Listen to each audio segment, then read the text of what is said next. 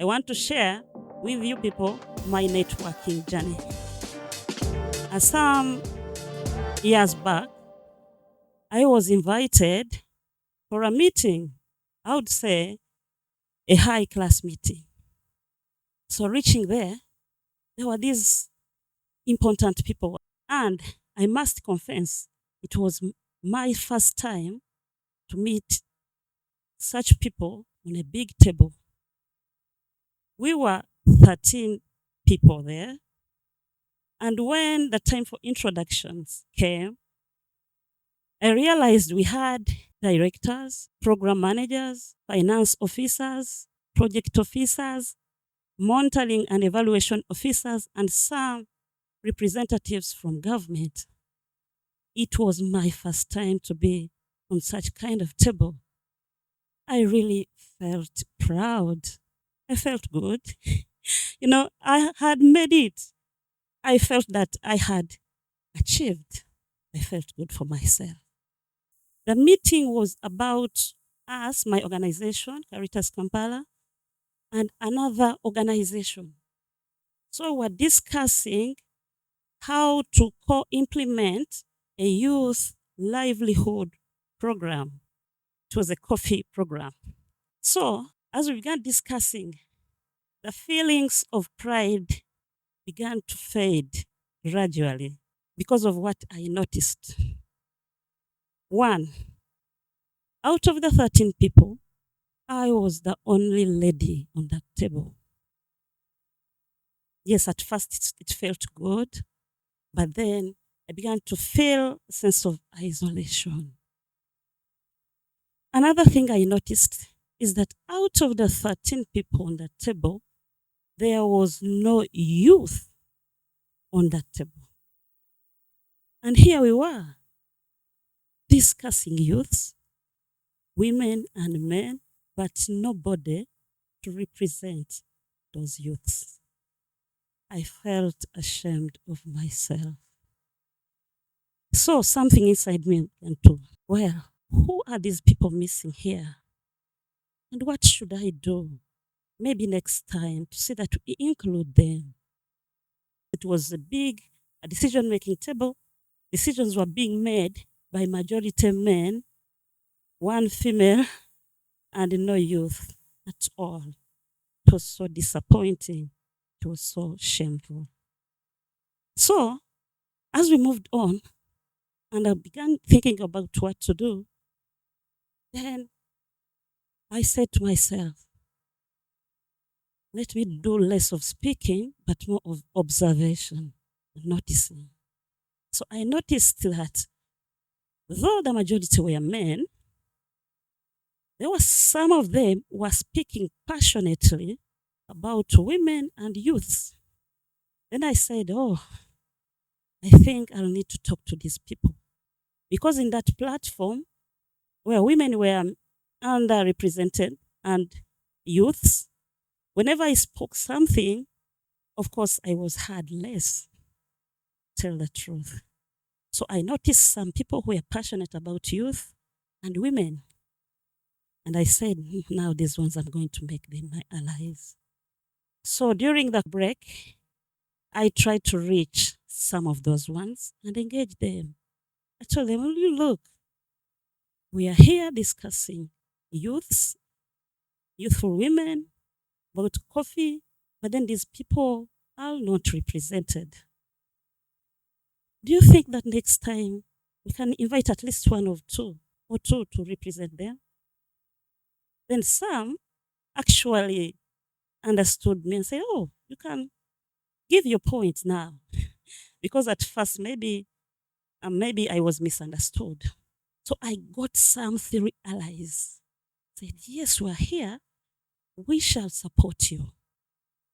So back into the meeting, I was able to put my points clear that this is a very good platform. We are discussing this, huge sums of money, and the program, how it is going to run. But these people, can we invite them next time for a meeting? Well, majority of the participants were saying, no, maybe logistical issues, this and this, giving excuses. But then, at least we come to an agreement that Next time we shall get 1 or 2 representatives. But even if we do not get them, Nansha, you'll go capture their voices and their stories, then you bring them to this table. At least I had achieved something. All along, I thought that leadership, that networking was about struggling your way alone to reach that high space and to enjoy yourself alone. I was very wrong. I was very wrong because that is not good leadership. It is actually isolation. So, ladies and gentlemen, I learned a lesson on that day. It was my turning point. I realized that at least with leadership networking, yes, you can fight yourself to go to high spaces. But when you reach there, you don't need to forget people. It was a big lesson for me on that day. As we went on after that time, I want to share with you the tips on networking and the strategies, the best ones. One, first of all, as a youth, you have to network strategically, meaning that you have to be intentional. In a space like this one, you do not have to collect contacts from everybody because you don't need them anyway. You have to be intentional. What do you need as a person? And which kind of person is going to help you there? Because in a space like this one, we have different backgrounds. So you need to be intentional of what do you want and whom do you think you can connect to. Secondly, we have to shift from gatekeeping to get opening. So when you reach there, when you get chance to reach high tables, high spaces, you don't need to close or to keep the gate. You need to open it for others also to enter. You see, traditionally, networking, you have to fight alone and reach there. But now we're saying that inclusive is better. When you reach there, you can hold on someone such that they can also come up with you. Another one is about intentional allyship. You need allies everywhere. So you have to identify them. And the beautiful part about it is that spaces like these ones, sometimes time is not enough. The good news is that many of these people, you can get them outside the formal settings. So in case you have a meeting, you have just to identify your ally such that you can follow up outside in informal settings. The way I did when we went for the coffee breaks, and it worked for me. And the last one about a tip is blending mentorship with sponsorship. So when you reach there, mentorship is getting support from someone who is a little bit above you, maybe, or on the same level.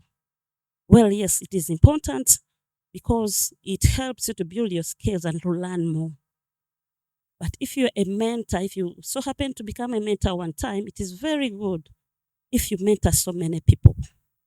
But it would be best if you blend the mentorship with sponsorship.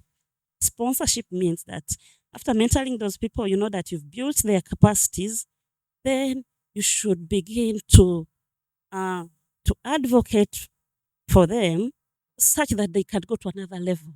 With sponsorship, you talk about someone, his or her abilities somewhere, such that people can get to learn about her, and then you create more spaces, opportunities for that person.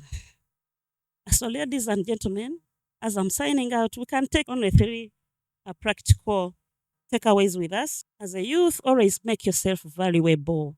Build mutual relationships. Sometimes we think that with networking, going to get that somebody, I get the contact. When I need him after 3 years, then I call. That is transactional. I think we need to create mutual relationships. What are you giving in return? That value, such that it becomes easier for this person to say, is valuable here. So when you build that relationship, it becomes easier for this person also to trust you. Another one, make your voice bigger. How? By carrying other people's voices. In some platforms, we cannot bring all those people we mentored, all those people we really feel that we should recommend. Sometimes it is hard. But if you get opportunity, you can carry their voices and then you speak for them. The last one, real power is not found in boardrooms only. As I said, informal settings can be the best. Please utilize them for proper connections.